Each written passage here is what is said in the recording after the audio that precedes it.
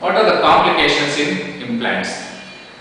There are really no major complications until unless the diagnosis has not been done properly. So the case selection by your dentist is very important. Whether you are a suitable candidate is the first and foremost thing. Then the amount of bone.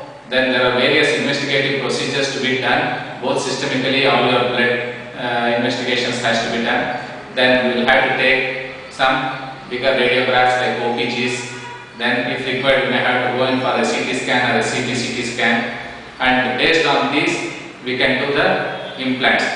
With all these procedures, the failures and the complications are very limited. But of course, sometimes there could be damage, especially in the lower jaw, to the nerve. There is a nerve which is going in the jaw. So while placing an implant, if we damage that, the patient will develop slight paresthesia around the lip on one side, or sometimes around the chin area. But this could be transient, or sometimes it could be permanent.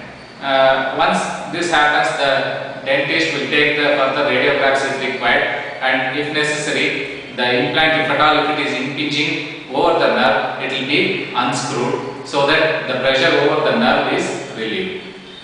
One more complication is, especially in the upper jaw, we may put the implant into the sinus, especially when the sinus height is very less. So because of this, the implant may perforate into the sinus, which may cause sinusitis, or sometimes the implant may not heal, it may not become strong.